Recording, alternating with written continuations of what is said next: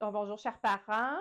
Je vous ai préparé une série de capsules vidéo portant sur les différentes stratégies pour vous aider à diminuer le nombre de fois que vous avez à soulever votre enfant handicapé dans vos bras au quotidien. On se rappelle que les efforts de soulèvement répétés de façon quotidienne peuvent vous rendre à risque de développer des troubles musculo-squelettiques, c'est-à-dire des blessures à vos muscles, tendons, ligaments et articulations.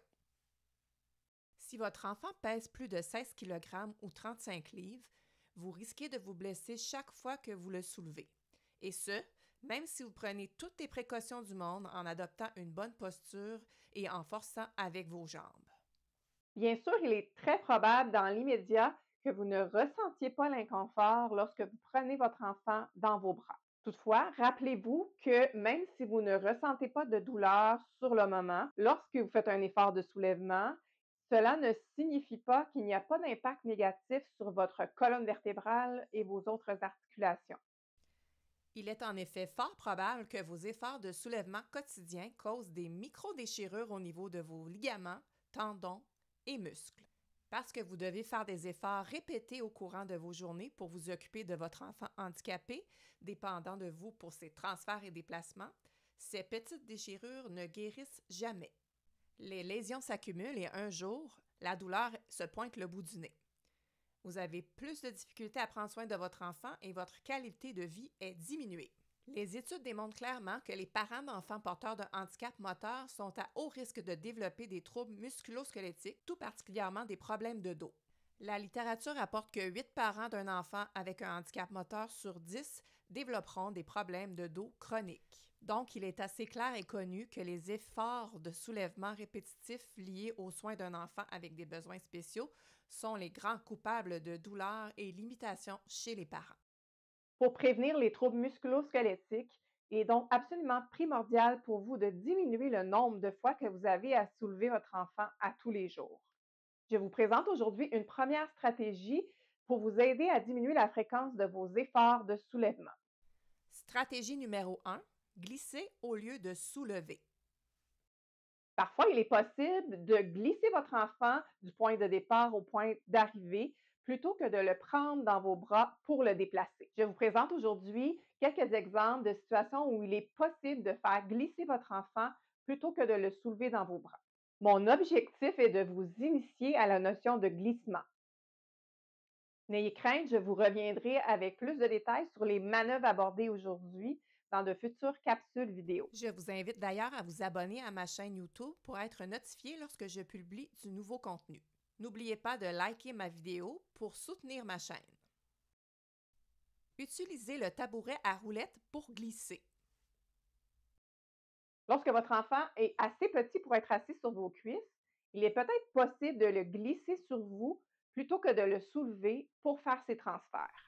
Dans cette vidéo, vous m'observez en train d'effectuer le transfert de la petite fille de sa poussette à sa marchette siège. Ce transfert met mon dos et mes articulations à rude épreuve puisque je dois non seulement faire un effort pour la soulever, mais également adopter une posture contraignante avec un dos voûté lors de mon effort de soulèvement. Dans cet autre extrait, je fais exactement le même transfert vers la marchette, mais cette fois-ci en utilisant un glissement à l'aide de mon tabouret à roulettes. Cette deuxième méthode utilisée comporte beaucoup moins de risques pour mon dos. Les manœuvres de glissement à l'aide du tabouret à roulettes peuvent être utiles non seulement pour le transfert vers une marchette, mais également pour le transfert vers différents équipements, tels la planche à station debout, une autre chaise adaptée, un tricycle. L'utilisation d'un tabouret à roulettes pour certains transferts pourrait grandement contribuer à diminuer les contraintes sur votre dos et vos autres articulations. Il faut cependant les effectuer de la bonne façon pour en tirer les bénéfices. Comme il s'agit de manœuvres qu'on utilise en position assise, il est primordial de respecter les principes d'une bonne posture assise pour éviter de se blesser. Je rappelle que notre colonne vertébrale est dans une position vulnérable lorsqu'on se retrouve en position assise. Il est important de ne pas improviser les manœuvres de glissement au risque de vous blesser. Je vous assure que je vous reviendrai avec les détails sur ces manœuvres qui, lorsqu'elles sont effectuées de façon adéquate selon certaines conditions, pourront grandement vous aider à diminuer vos efforts physiques lorsque vous prenez soin de votre enfant. Glissez votre enfant pour le déplacer dans le lit. Lorsque votre enfant est alité, il peut être judicieux de le glisser sur le matelas plutôt que de le prendre dans vos bras. Dans cet extrait vidéo, je déplace le garçon plus près de moi au bord du lit en le soulevant. C'est un soulèvement exigeant qui m'oblige à adopter une mauvaise posture et à travailler à bout de bras. Dans cette autre vidéo, je fais le même déplacement, mais cette fois-ci en utilisant comme outil le piquet sur lequel est couché le garçon. Cette façon de faire est beaucoup moins exigeante physiquement et moins risquée pour mon dos et mes épaules. Utiliser un piquet glissant dans le lit de votre enfant pourrait grandement faciliter ses mobilisations au lit. Notez toutefois que le piquet doit avoir une surface lisse et glissante pour être utile lors d'un glissement. Un piquet standard ne vous aidera pas au déplacement. Il y a en effet un phénomène de friction lorsqu'on glisse son enfant sur la surface du lit. La surface glissante du piquet a l'avantage de faciliter le déplacement en diminuant la force que vous avez à effectuer pour vaincre le phénomène de friction. Un piquet d'une taille appropriée peut également faire office de rallonge pour vous permettre d'adopter une meilleure posture plutôt que de vous retrouver à bout de bras. Il existe une multitude d'outils de travail qui sont bien connus dans les milieux hospitaliers et qui pourraient vous permettre à la maison de mobiliser votre enfant en le glissant plutôt qu'en le soulevant.